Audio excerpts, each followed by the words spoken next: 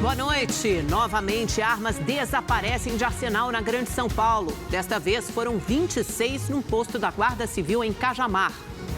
O presidente Lula veta parcialmente o projeto de lei da saidinha. E você vai ver também. A risco de greve, governo federal promete nova proposta de reajuste a servidores da educação. Corpos do grave acidente de ônibus numa rodovia na Bahia são identificados. Entre as 9 vítimas fatais, uma mulher grávida e crianças. No Dia Mundial da Conscientização do Parkinson, o Rede TV News mostra a importância da tecnologia no tratamento da doença.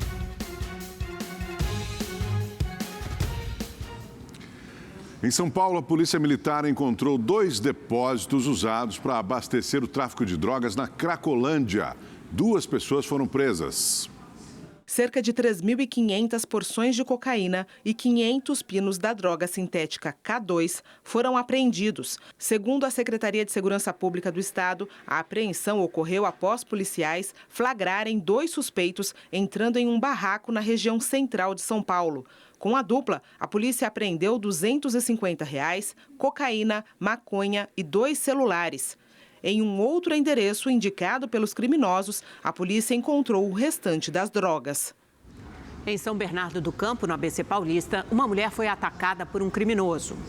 Antes das 6 da manhã, este homem de bicicleta parece estar à procura de alguma vítima. Ele dá meia volta e se esconde em um canto escuro de um estabelecimento que estava fechado.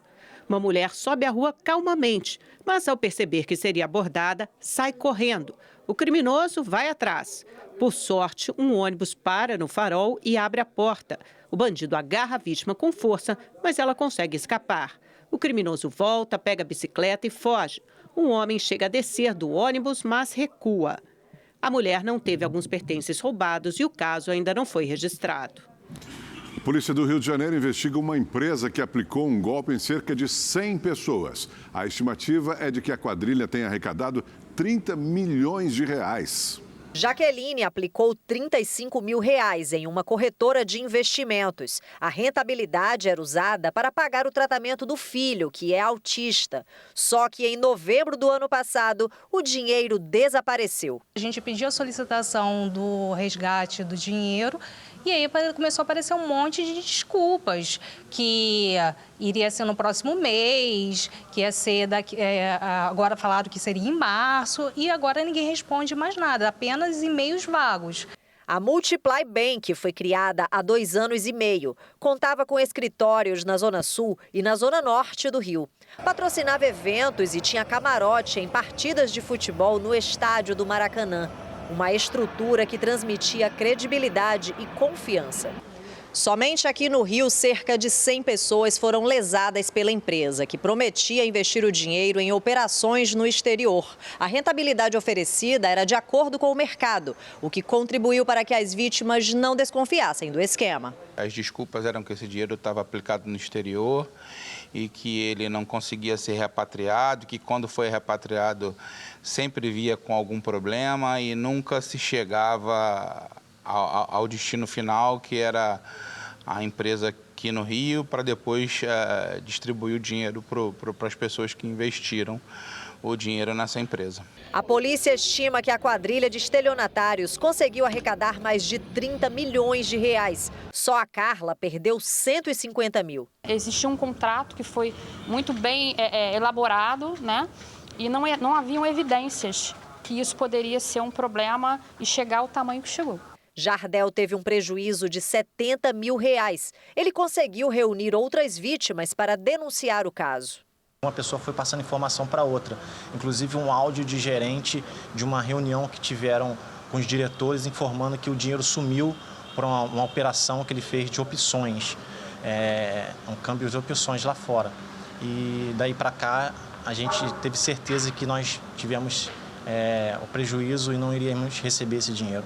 A Delegacia de Defraudações apura as denúncias. Os responsáveis e as vítimas já prestaram depoimento. Temos notícias aí que essas salas foram fechadas e algumas delas chegaram a ser até despejados, tá, por falta de não pagamento e não estão funcionando mais, o que chama muita atenção porque os clientes não têm mais nenhum canal para falar com os responsáveis por essa empresa.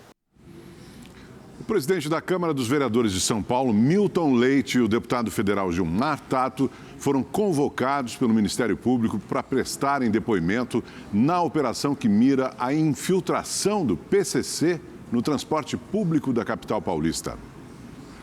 Logo cedo, viaturas da PM se posicionaram dentro e fora das garagens da Transwolf e da UpBus.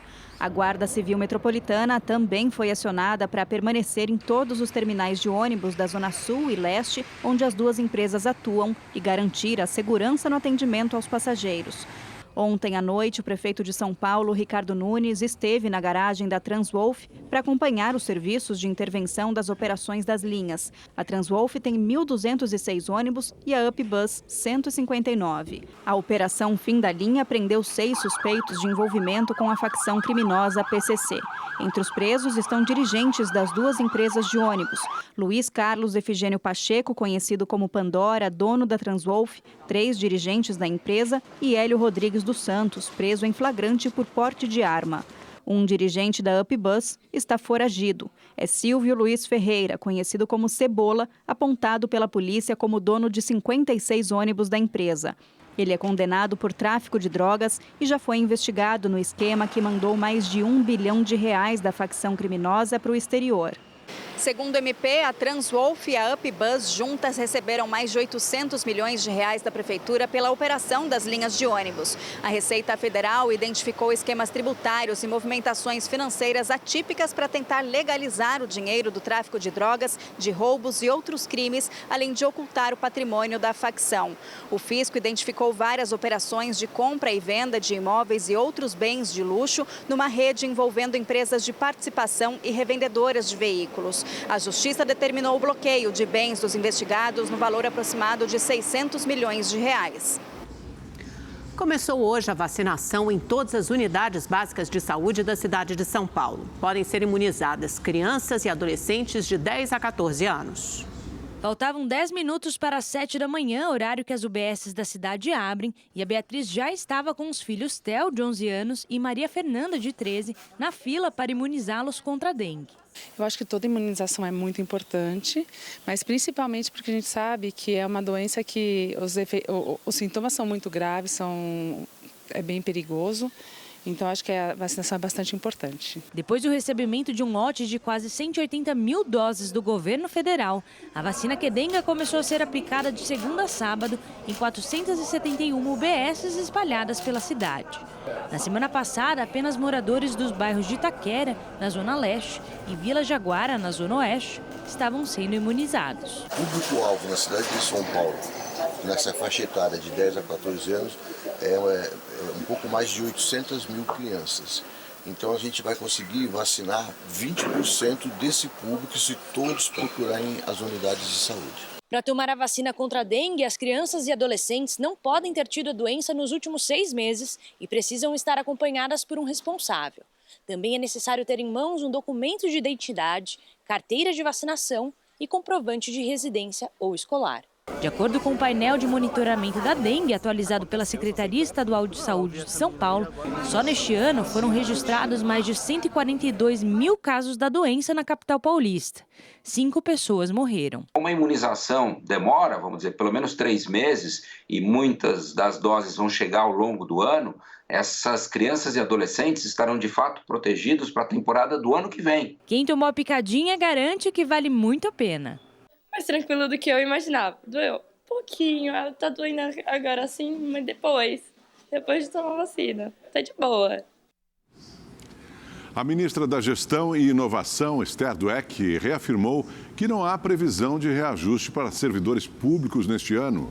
Durante a entrevista no programa Bom Dia Ministra, Esther Dweck disse que o aumento salarial de 9% concedido no ano passado teve um impacto grande nas contas públicas e que o governo precisa destinar recursos a outras prioridades, como saúde e educação. Mas a ministra disse que a categoria vai ter aumentos fracionados até o fim do mandato do presidente Lula. O que a gente tinha pactuado inicialmente dentro do governo, então, que além dos 9%, a gente garantiria mais 9%, né, 4,5%, ao longo do mandato do presidente Lula, garantindo para todo mundo, no mínimo 18%. Na verdade, é 19%, porque como se acumula um aumento em cima do outro, o aumento seria 19,03%, que é um aumento acima da inflação do período, né, é importante dizer isso. Hoje é o Dia Mundial de Conscientização do Parkinson. O objetivo da data é dar mais visibilidade e divulgar as informações sobre essa doença. O avanço da tecnologia tem ajudado no tratamento e pesquisadores reforçam a importância das novas terapias para melhorar a qualidade de vida dos pacientes. Conversar, abotoar a camisa ou simplesmente beber um copo d'água. Essas eram tarefas simples que há alguns anos se tornaram um desafio para o Alexandre. Estava perdendo minha capacidade de fala, mas desde abotoar uma camisa, a cortar uma comida e colocar o garfo na boca, mesmo com medicamentos, tentando o tratamento, eu tinha bastante dificuldade. Com o agravamento do quadro, Alexandre precisou mudar o tratamento e, junto ao médico, decidiu implantar o DBS, um aparelho que proporciona uma estimulação cerebral profunda e diminui os efeitos da doença. A estimulação cerebral profunda, também chamada, né, o implante de eletrodos cerebrais, faz com que a medicação se torne mais efetiva, como se fosse nos primeiros anos da doença. Não que a gente consiga aumentar a dopamina com a cirurgia, mas a gente consegue ajustar a sensibilidade do cérebro à dopamina. No Brasil, cerca de 200 mil pessoas sofrem com a doença de Parkinson. Os principais tratamentos ainda são à base de medicamentos, mas novas terapias como a neuromodulação não invasiva auxiliam pacientes a recuperarem a autonomia. Conhecemos que na doença de Parkinson existem algumas áreas cerebrais que estão mais disfuncionais.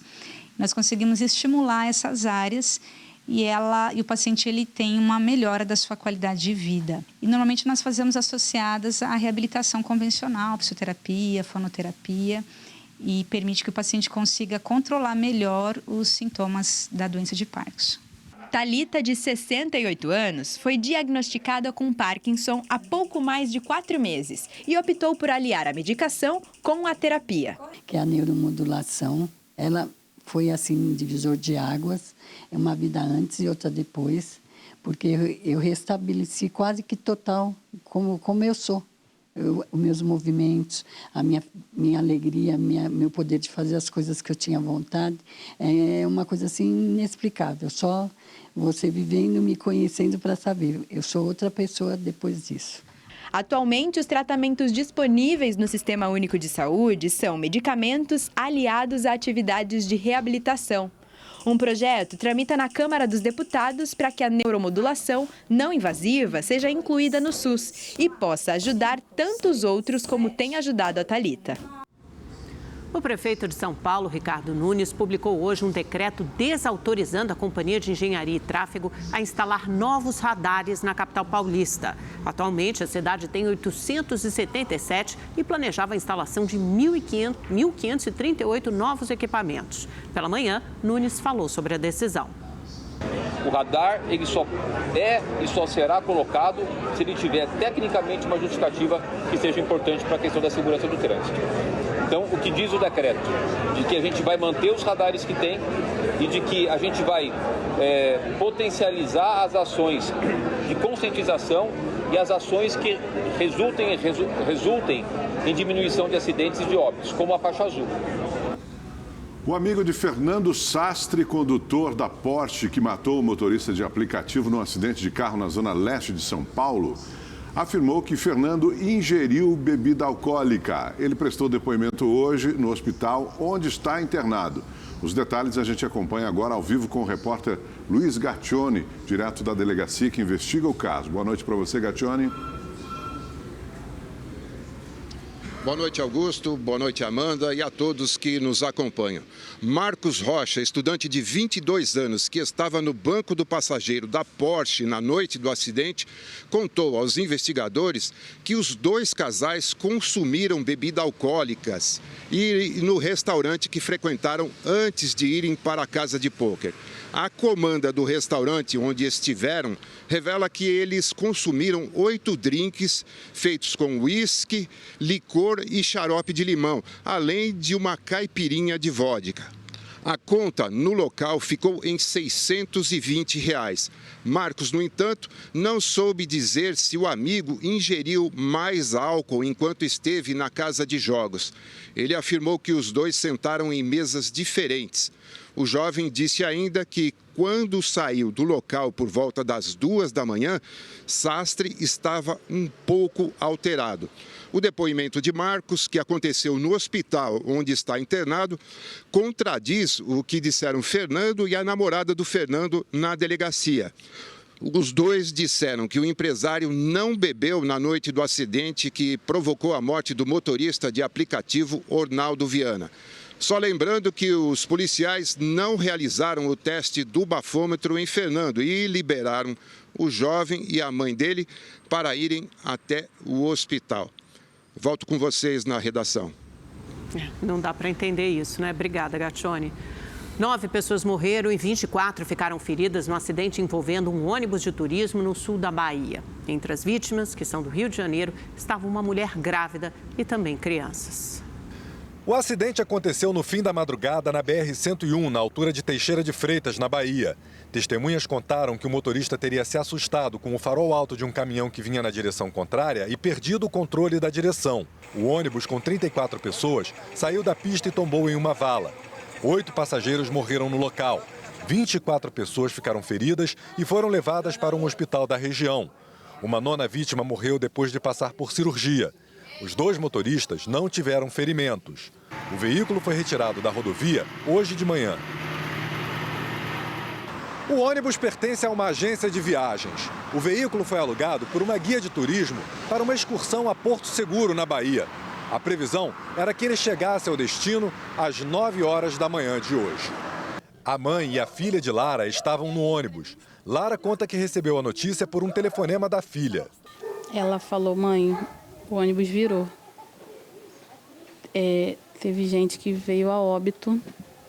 Eu não sei o que está acontecendo porque está escuro e a gente está na lama. E desligou. Eni, que era guia da viagem e mãe de Lara, ficou muito ferida no rosto e passou por várias cirurgias, mas não corre o risco de morrer.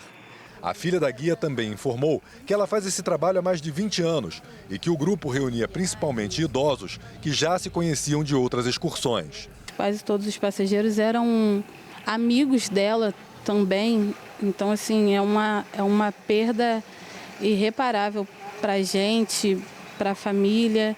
E eles já foram outras vezes para Porto Seguro, já foram 3 vezes ao ano, viajam o Brasil todo dessa maneira. Hoje, a Agência Nacional de Transportes Terrestres informou que o ônibus usado na viagem é habilitado para o transporte interestadual de passageiros na modalidade fretamento e tem certificado de segurança veicular e tacógrafo regularizados. A RM Turismo, que é a empresa proprietária do veículo, informou que está empenhada em prestar o suporte necessário aos envolvidos. A Polícia Rodoviária Federal e a Polícia Civil investigam o caso. O Banco Central lançou uma moeda para comemorar os 200 anos da primeira Constituição do Brasil, aprovada em 1824 pelo imperador Dom Pedro I. A peça é feita em prata e tem cravado o valor de R$ 5. A frente mostra uma imagem da primeira Constituição brasileira aberta e representa a passagem do tempo e outras simbologias. No verso, o prédio do Congresso Nacional, representando o Poder Legislativo. Serão produzidas inicialmente 3.000 unidades. A moeda, voltada principalmente para colecionadores, vai custar R$ 440 e pode ser comprada pelo site Clube da Medalha. O governo retirou o pedido de urgência do projeto de lei que tenta restabelecer a cobrança do INSS sobre a folha de pagamento de 17 setores da economia. A chamada reoneração chegou a ser incluída numa medida provisória no fim do ano passado, mas os parlamentares ameaçaram rejeitar a proposta. Em fevereiro, o governo fechou um acordo para tratar o tema como projeto de lei com urgência constitucional, que tem prazo de 45 dias para ser votado. Como a discussão não avançou, o governo decidiu retirar a urgência para evitar que o projeto passe a trancar a pauta da Câmara e atrasar outras propostas que precisam ser votadas. O governo federal vai vetar a saída de presos do semiaberto para visitar a família. O anúncio foi feito agora há pouco pelo ministro da Justiça, Ricardo Lewandowski. Hoje é o prazo final para o presidente Lula sancionar o projeto de lei que proibiu a saidinha de presos para datas comemorativas. Sobre esse assunto, vamos conversar ao vivo com a repórter Franci Rodrigues, direto de Brasília. Oi, Franci, boa noite. É uma medida, um projeto que gerou bastante discussão, polêmica. É um projeto, quer dizer, o Lula não vetou integralmente, vetou apenas parcialmente, mas é um veto importante, né?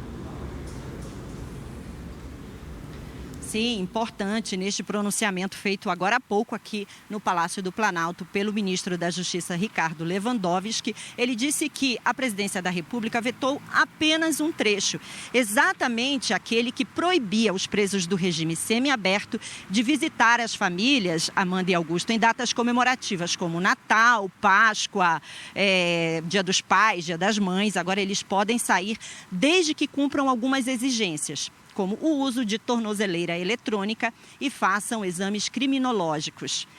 E eles, aí, a partir daí, cumprindo essas exigências, eles estão liberados. Pouco mais de 118 mil presos entre homens e mulheres vão ser beneficiados por este anúncio feito agora há pouco aqui no Palácio do Planalto, que deve ser publicado amanhã no Diário Oficial. Mas também ainda vai ser apreciado em sessão de Congresso por deputados e senadores. Vamos ver agora outros detalhes anunciados pelo ministro Ricardo Lewandowski.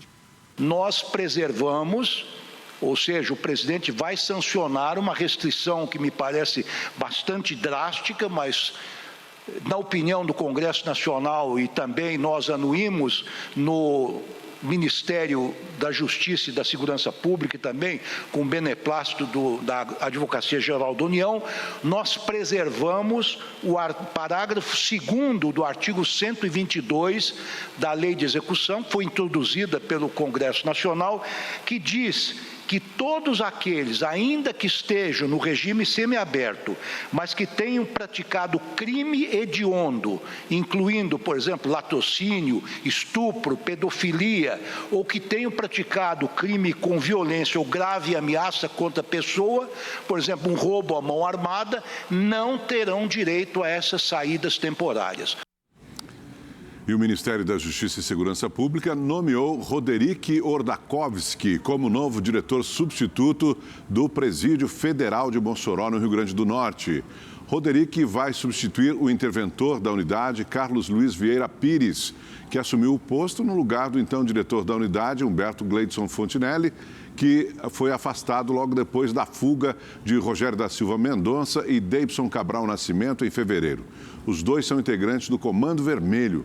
Foi a primeira fuga da história das prisões federais. A dupla foi recapturada no Pará, a mais de 1.600 quilômetros do presídio, depois de 51 dias de buscas e levada de volta para Mossoró. O Supremo Tribunal Federal definiu que o Estado pode ser condenado a indenizar vítimas de balas perdidas em operações policiais. Os ministros julgaram o caso de Vanderlei Conceição, morto a tiros durante uma operação do Exército no Rio de Janeiro, em 2015. A família da vítima vai receber R$300 mil e pensão vitalícia.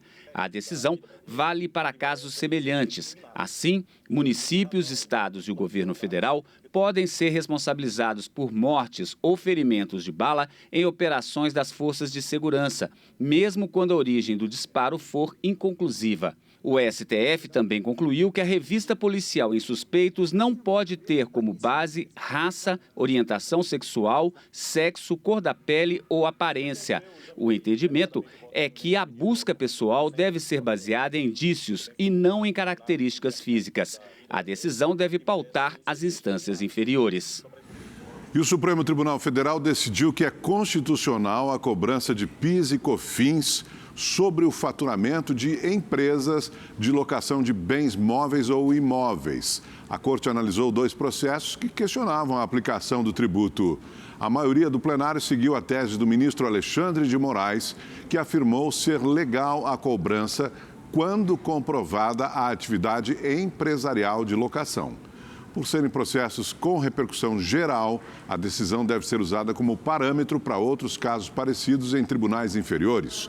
Com a decisão, A arrecadação pode aumentar cerca de 36 bilhões de reais. No Recife, o empresário Rodrigo Carvalheira, de 34 anos, foi preso hoje acusado de estuprar e agredir mulheres. A polícia investiga a denúncia de pelo menos 3 vítimas. Rodrigo já foi secretário de Turismo da cidade de São José da Coroa Grande, no litoral sul de Pernambuco, e foi eleito presidente estadual do antigo PTB, atual PRD, que hoje expulsou Carvalheira do partido. Os crimes teriam acontecido entre os anos de 2009 e 2019 e há meses vinham sendo investigados. As vendas no comércio varejista no Brasil tiveram alta de 1% em fevereiro na comparação com janeiro. Os dados são do IBGE. Segundo o Instituto, 6 das 8 atividades do varejo cresceram. Destaque para os artigos farmacêuticos e de perfumaria. Em relação ao mesmo período do ano passado, o comércio varejista cresceu 8,2%. Hora de acompanhar a previsão do tempo para todo o Brasil com Igor Silveira. Boa noite para você, Igor. Como é que fica essa sexta-feira, hein? Vamos lá, boa noite, Augusto, boa noite, Amanda. Boa noite para você que está em casa. Olha só, a gente olha aqui no mapa, percebe que tem previsão de chuva em grande parte do Brasil, viu? Só que é uma chuva isolada, aquela que cai em um ponto e em outro não. Agora, no sul, tem previsão de chuva forte no Paraná, em Santa Catarina e também no Rio Grande do Sul. E um sistema de alta pressão que está na Argentina, que vai ser o responsável por levar umidade para o sul do Brasil e, por isso, as temperaturas continuam mais amenas. Agora, em São Paulo, o tempo ainda fica nublado, abafado e pode chover a qualquer hora. Olha, a máxima pode chegar aos 27 graus amanhã e 28 graus no sábado e também no domingo. No restante do sudeste, o sol aparece entre as nuvens e também pode chover em algumas regiões. Olha, no Rio de Janeiro, os termômetros registram 32 graus, em Belo Horizonte, 30 e em Vitória, no Espírito Santo, 29 graus. Já no Nordeste, a chuva mais forte e volumosa ainda se concentra entre o Maranhão e o Ceará.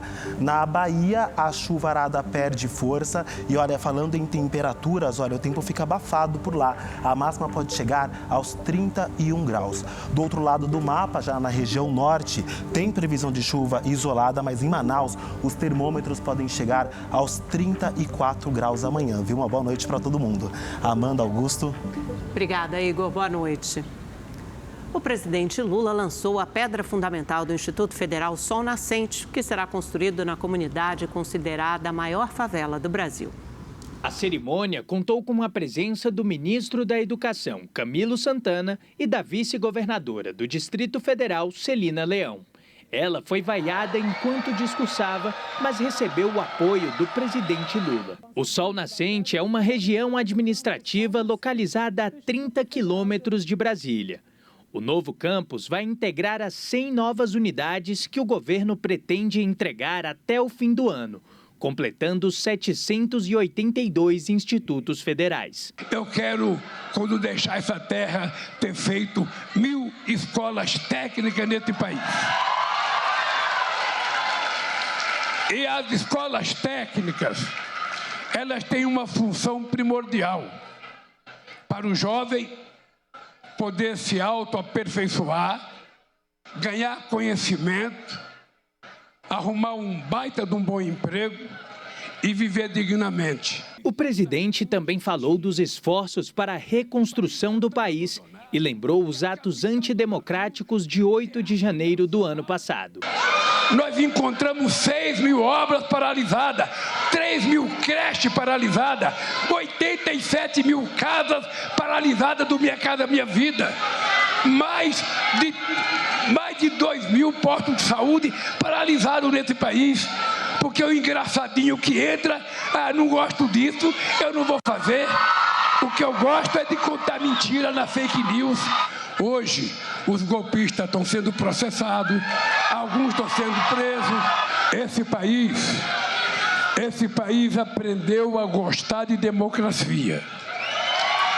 Democracia é o único regime no mundo que permite que um peão de fábrica seja presidente da República.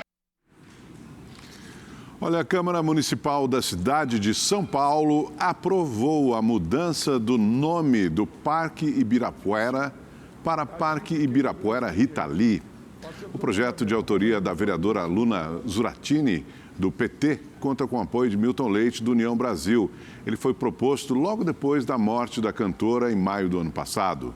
Rita Lee morava pertinho do parque e chegou a destacar na autobiografia que semanalmente visitava o planetário. Para a medida ser implementada, o texto ainda precisa passar por uma segunda votação. Ao ser questionado sobre um possível enfraquecimento na liderança na Câmara dos Deputados, o presidente Arthur Lira reagiu. Ele acusou o ministro das Relações Institucionais, Alexandre Padilha, de plantar mentiras. O embate envolve a votação na Câmara que manteve a prisão do deputado Chiquinho Brazão, acusado de mandar matar a vereadora Marielle Franco. Olha, essa notícia hoje que você está tentando verbalizar, porque os grandes jornais fizeram, foi vazada do governo e basicamente do ministro Padilha, que é um desafeto, além de pessoal incompetente. Não existe partidarização. Eu deixei bem claro que ontem a votação é de cunho individual. Cada deputado é responsável pelo voto que deu. Não tem nada a ver o nexo, não teve um partido que fechasse questão. Os partidos liberaram, na sua maioria, as posições dos partidos de centro e refletiram nisso. É lamentável que integrantes do governo, interessados na estabilidade da relação harmônica entre os poderes, fiquem plantando essas mentiras, essas notícias falsas que incomodam o parlamento. E depois, quando o parlamento reage, acham ruim. Então, o que aconteceu ontem foi um primeiro passo onde a Câmara decidiu se haviam pré-requisitos para o deputado permanecer preso ou solto. Eu penso que pela vultosa votação, né, só foram 20 votos acima do mínimo, a Câmara deixou claro que está incomodada com algumas interferências do Judiciário no seu funcionamento, sem nenhum tipo de proteção a criminosos. Nós não podemos pré-julgar. O julgamento do deputado acontecerá agora no Conselho de Ética e na Justiça. A votação de ontem era se ele permanecia preso ou se seria solto. Isso nada influencia em votações, em base aliada, muito menos em eleição da Câmara, que só vamos tratar a partir de setembro. E o presidente do Senado, Rodrigo Pacheco, comentou o ataque do presidente da Câmara dos Deputados, Arthur Lira, ao ministro Alexandre Padilha.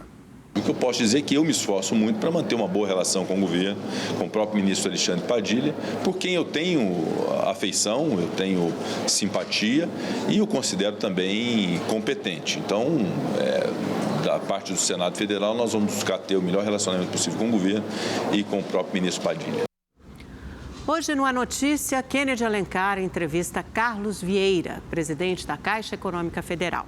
Durante o programa, Vieira falou sobre a criação de uma conta exclusiva para os microempreendedores individuais. Nós estamos criando uma conta vinculada e aí você vai ser porta-voz, né, para essa informação para o microempresário, o MEI, né?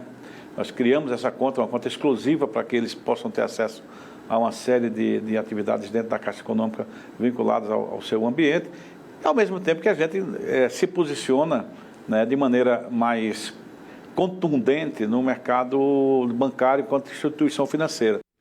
O presidente da Caixa enfatizou que a instituição tem planos de expansão para o segmento de apostas, como a raspadinha e as chamadas bets. O valor hoje de arrecadação no Brasil, em termos dolarizando isso, dá 3 bilhões e meio de dólares. Então você tem países como a França que arrecada 4 vezes mais do que o Brasil nesse segmento. Lógico, a gente tem que entrar nele. A Caixa faz algum tempo que mantém o mesmo patamar de arrecadação pelas loterias, né, nossa, que a gente chamaria de loterias analógicas. Então nós temos todo um plano de expansão, né, começa pela Lotex, né, que é a volta da raspadinha. Nós queremos entrar nas bets, né, como um estímulo a esse mercado, que o mercado do tamanho do Brasil, ele tem que ser um mercado no mínimo do tamanho do mercado da França, que é igual ao mercado do Japão, que é igual ao mercado do Canadá. E no caso da Caixa, há um outro aspecto adicional. As loterias da Caixa, né, do ponto de vista da arrecadação que nós fazemos, isso ao menos, considerando o que é hoje, 46% do que a gente arrecada, ela é distribuído na forma de benefícios sociais, seja no esporte, seja na saúde, seja na educação. Nós, Caixa Econômica, já temos por portaria do Ministério da Fazenda, a exclusividade de exploração por 24 meses da chamada raspadinha no Brasil. Carlos Vieira afirmou que a Caixa vai financiar a mudança de matriz energética para famílias brasileiras. Nós queremos, inclusive, trazer um programa que já existe em outras instituições financeiras, a Caixa tem, mas ainda de maneira muito tímida, né, que é o financiamento da substituição da matriz energética das famílias. Né? Ou seja, quer botar equipamentos de placa solar na sua casa, nós vamos financiar isso na Caixa. Para o presidente da Caixa, a expectativa é que o país supere os 2% de crescimento do PIB este ano. Se você começa com uma expectativa já de 2%, né, dependendo dos elementos que estejam vinculados exatamente à macroeconomia, taxa de juros, apetite, a renda crescendo, né, o consumo aumentando, eu acredito que a gente não tem uma bola de cristal, mas há uma possibilidade de que a gente supere esses 2% de crescimento do PIB no ano de 2024. O programa É Notícia com Kennedy Alencar vai ao ar hoje às 11h45 da noite. Não perca. A Polícia Civil investiga o desaparecimento de 26 armas da Guarda Municipal de Cajamar, na Grande São Paulo. Segundo o boletim de ocorrência, a fechadura do depósito estava danificada desde fevereiro. Foi solicitada a manutenção, mas não foi feita a contagem das armas na época. Todas as armas tinham o brasão da corporação e estavam aptas para o uso. A Prefeitura de Cajamar disse em nota que abriu uma sindicância para investigar o caso e que todos os agentes envolvidos na guarda e vigilância das armas foram afastados. Uma pesquisa mostra a aprovação e avaliação do governo do presidente Lula nos estados de São Paulo, Minas Gerais, Paraná e Goiás. É o primeiro levantamento feito pela Quest nos 4 estados. De acordo com a Quest, no estado de São Paulo, o governo do presidente Lula é aprovado por 50% dos entrevistados e desaprovado por 48%. 2% não souberam ou não responderam. Questionados sobre como avaliam o governo petista, 32% classificaram a atual gestão como positiva, 29% regular e 37% negativa. 2% não souberam ou não responderam. Já no estado de Minas Gerais, a aprovação do governo Lula ficou em 52%. 47% dos mineiros entrevistados disseram que não aprovam a gestão. 1% não soube ou não respondeu. Já no quesito avaliação, 34% dos mineiros disseram que a gestão petista é positiva, 30% regular e 35% negativa. 1% não soube ou não respondeu. Já no Paraná, a aprovação do governo Lula ficou em 44% e a desaprovação em 54%. 2% não souberam ou não responderam. Ainda no estado do Paraná, 30% avaliaram o governo federal de forma positiva, 27% regular e 41% negativa. 2% não souberam ou não responderam. Em Goiás, o governo do presidente Lula tem aprovação de 49% dos entrevistados e desaprovação de 50%. 1% não soube ou não respondeu. Ainda em Goiás, a avaliação positiva do governo ficou em 32%.